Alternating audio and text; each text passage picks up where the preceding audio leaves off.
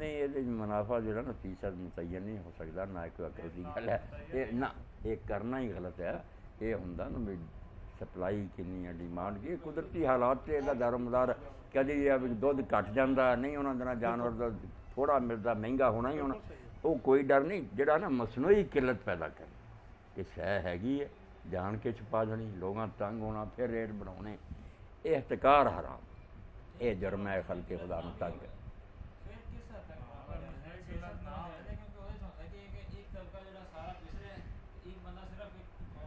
नहीं मैं तो मेरे भाई जी उसूली गल दसी ना, जोड़ा ना रसद और तलब वो रखना चाहिए ईमानदारी ना, जोड़ा हाँ लुटन की खातर बई बहुता लेना, ये कोई गल ही ना, ये फीसद नहीं मुकर कर सकते उस आदमी को जोड़ा रसूल करीम अलैहिस्सलाम ने कुलिया फरमाया कुरबान दिया दूंगा। और यार किसी फतवे की लोड़ है कि उन्होंने चिर कोई शख्स मोमिन नहीं होंदा जब तक अपने भरा ही वो पसंद ना करे जोड़ा अपने पसंद करे। इस तो दुकानदार अपने आप को समझे भी मैं सारे कारोबार अगर मैं गाहक होंदा तो मैनू ये चीज़ नहीं दिंदा तो मैं खुश होकर लै जाता, या मैं समझदा मेरे इन्हें चलाकी की है जायज़ मुनाफे वो समझदा है आप ही, ये दसन की लोड़ नहीं। जिन्हों आप कबूल करदा ना मैं अगर खरीदार होंदा तो इन्ना बिल्कुल ठीक सी, इन्हें मेहनत भी की है, ट्रांसपोर्ट के भी खर्चे है, किराया कोई कमाना भी है, तो जोड़ा लुटो नहीं ठीक। इस बारे ऐसे ऐसे वाक़यात सामने आते हैं, फिर समझ आता भी सिर्फ ईमान दे फाड़े, ईमान ना ऐसा बंदा बन सकता नहीं, जिन्ना मर्जी पढ़ लिख जाओ, घर घर स्कूल कॉलेज खोल, करप्ट। हज़रत जरीर इब्न अब्दुल्लाह अल बजली रसूल करीम के साहबी है, यमनी सी, शाही खानदान तो सी। जदों आए हजूर ने बड़ा इन्हां दा अच्छा इस्तकबाल किया, इस्लाम दे आए। उस वे सही बुखारी चाहता भी आपने जी बैत लई ना 3 गल्लां मनाई कि नमाज बाकायदी ना अदा करनी है, ज़कात देनी है,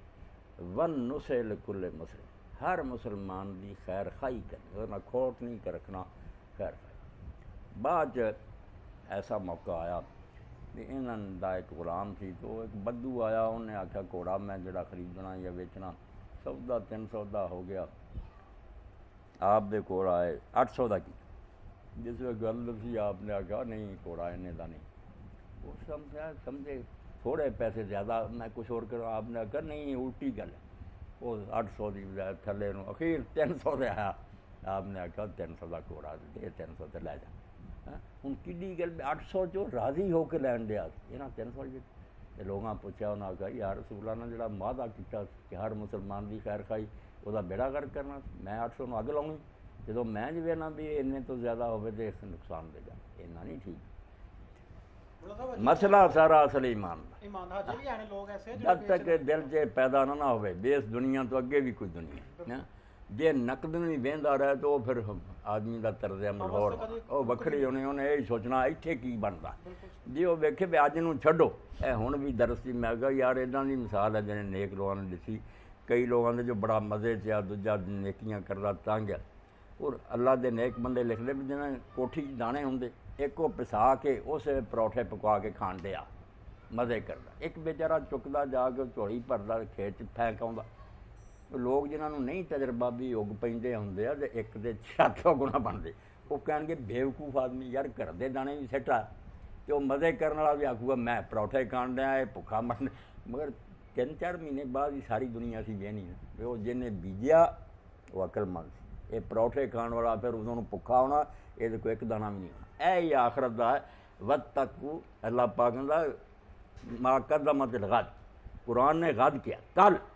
असी कल सारे ही तड़पते हैं कि बैंक यार को पैसे रखो कल की बनूंगा। अल्लाह ने कल ही किया भी जो कल आने वाला वो कुछ पेश कर क्यामत नूं कल किया भी ये सिर्फ तुहाडी अखां दा पर्दा, जिवें अज ही खा पी लीए तो कल नूं कुछ भी ना होवे, ये गल होनी तुहाडे नाल। जिहड़ा इत्थे बीज रहा वो ठीक है, वक्त सिर उसकी झोली खाली हो गई है, मगर वो बोल उन्हें चुक के लिया ढेर लग जाने वो। इस तो अल्लाह के रसूल और नबी सारी मेहनत जी करते रहे की गल